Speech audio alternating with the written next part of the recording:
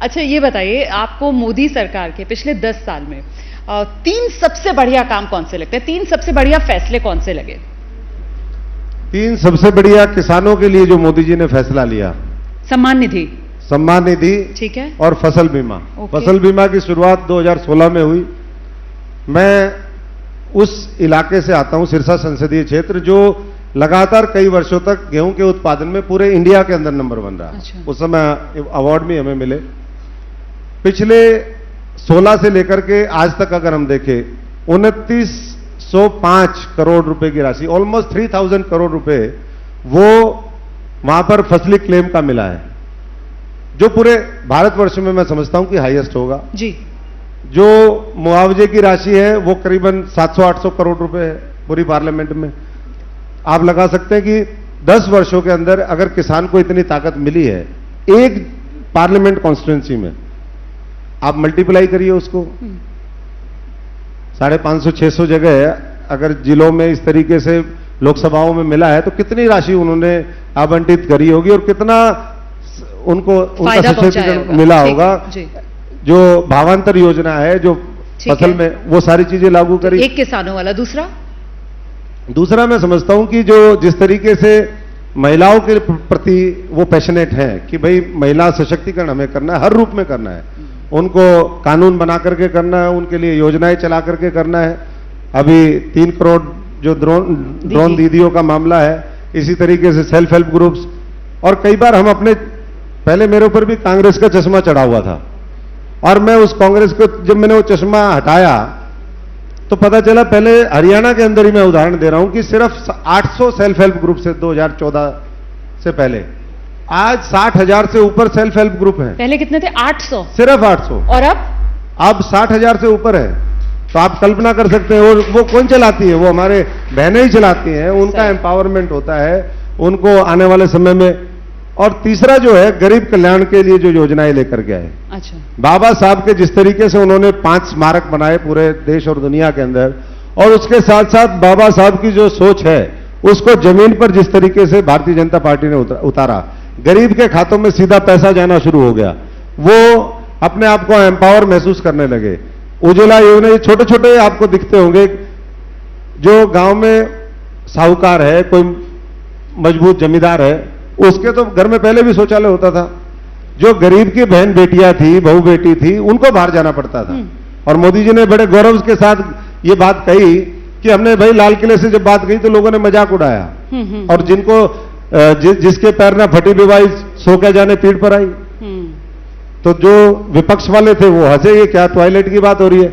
अरे भैया, सब चीजों की बात होगी, जो हर मुद्दा, मैं समझता हूं कि वो चीज जिससे इस देश के एक एक व्यक्ति को लाभ पहुंचे, और खासतौर से महिलाओं को लाभ पहुंचे, किसान मजदूर गरीब आदमी को पहुंचे, नौजवान को पहुंचे, वो मोदी जी ने टच किया। अब तो आपने कांग्रेस का चश्मा उतार दिया है, लेकिन जिनको कांग्रेस चश्मा उतार नहीं दिया, तोड़ दिया। अच्छा। हाँ। लेकिन वो जो कांग्रेस का चश्मा लगाते हैं, उनको महंगाई दिखती है, उनको बेरोजगारी दिखती है, उनको किसानों का आंदोलन दिखता है, और वो ये भी कहते हैं कि साहब बाबा साहेब के असली अनुयायी हम हैं। अब देखिए, कांग्रेस पार्टी ने तो अपना अध्यक्ष ही दलित समुदाय से आने वाले मल्लिकार्जुन खड़गे को बना दिया।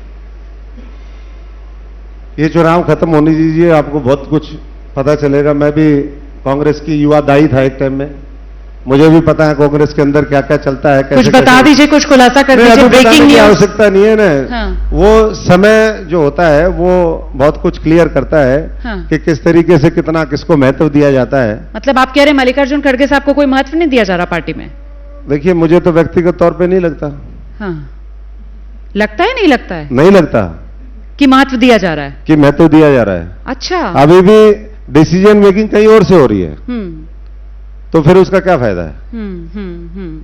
बहुत सी चीजें, क्योंकि मैं पुराना कांग्रेसी रहा हूं, तो कुछ चीजें मैं आज भी थोड़ा सा बोलने में संकोच इसलिए कर रहा हूं कि इतना लंबा समय काम किया है। बिल्कुल सही बात है। तो समय आएगा, ठीक है, ऊपर वाला बुलवाएगा, जय श्री राम जी बुलवाएंगे, जनता बुलवाएगी, तो वो भी बोलेंगे जब समय आएगा। बस चलते चलते एक सवाल का जवाब दे दीजिए। हरियाणा में, मतलब बाकी राज्यों में तो हम देख रहे हैं किस तरीके से बीजेपी कुनबा बढ़ा रही है, लेकिन हरियाणा में जेजेपी अच्छा खासा तालमेल चल रहा था, बस एक सीट के चक्कर में बात खत्म हो गई। नुकसान होगा इसका? नहीं, किसी चीज का नुकसान नहीं होगा।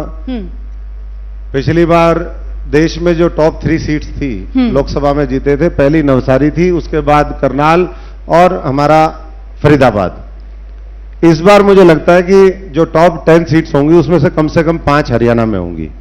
जहां तक गठबंधन का सवाल है, वो पार्टी नेतृत्व फीडबैक लेके जनता से भी फीडबैक लेता है, अपने नेताओं से भी फीडबैक लेता है और उसके बाद फैसला करता है कि हमें गठबंधन में चलना है। वो उस समय की वो थी, मुझे नहीं लगता उसमें मैं भी दोषी हूं। मैं दोषी इसलिए हूं कि अगर हम उतनी मेहनत नहीं करते तो 75 पार हो जाती पिछली बार।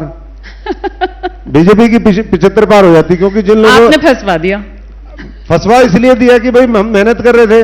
जी, लोगों जी। को तो बहुत लोगों को यही नहीं पता चला था इलेक्शन में कि अशोक तंवर ने पार्टी छोड़ दी है, उनके साथियों के साथ इतना गलत व्यवहार हो गया। धीरे धीरे लोगों को पता चलता है। हाँ। अब जब लोगों को पता चला तो उन्होंने कहा कि भाई ठीक किया, ये तो बहुत गलत मामला हुआ। तो हमारे जैसे लोगों की वो सीटें हैं, ठीक है जी। जो कांग्रेस को 31 मिली, ठीक। इस बार वो 10 का आंकड़ा पार नहीं कर पाएंगे कांग्रेसी। ठीक है। तो पूरी मजबूती के साथ विधानसभा भी तीसरी बार हरियाणा में कांग्रेस की सरकार बनेगी, 10 की 10 कांग्रेस सीटें की सरकार जीतेंगे। बनेगी, आपने बोल दिया। मैं माफी चाहूंगा, कांग्रेस की सरकार ने भारतीय जनता पार्टी की सरकार। अब कोई बात नहीं sir, old habits die hard. बहुत बहुत धन्यवाद जी, जी। अशोक तंवर जी, एबीपी न्यूज पर हमारे कांग्रेस साथ की आने तो के लिए। सपने में ही बनेगी भाई, ये सपने में ही कुर्सी के चक्कर काटेंगे, बाकी कुछ नहीं बचा है इसमें। तो इसलिए आ जाओ सारे। तो मोदी के सच्चे सिपाही अशोक तंवर जी बन गए हैं। हरियाणा में 10 की 10 लोकसभा सीटें बीजेपी की जीत का दावा कर रहे हैं और आने वाले समय में हरियाणा में जो विधानसभा चुनाव होंगे उसमें भी अशोक तंवर जी कह रहे हैं कि लिखकर रख लीजिए, बीजेपी तीसरी बार और अपने दम पर इस बार राज्य की सत्ता में भी वापसी करेगी। जैसे ही घड़ी का काटा दोपहर 2:30 पे आए, बबीता जी का दिल सास बहू साजिश के लिए मचल जाए। और ये है इनकी बहू, पूरे दिन ऑफिस की टेंशन हो जाए गॉन जब ये करें अपना फेवरेट शो फ्री टाइम पे ऑन। इनकी तरह आप भी देखिए अपना फेवरेट शो अपने टाइम पर और डाउनलोड कीजिए एबीपी लाइव ऐप अपने स्मार्ट टीवी पर।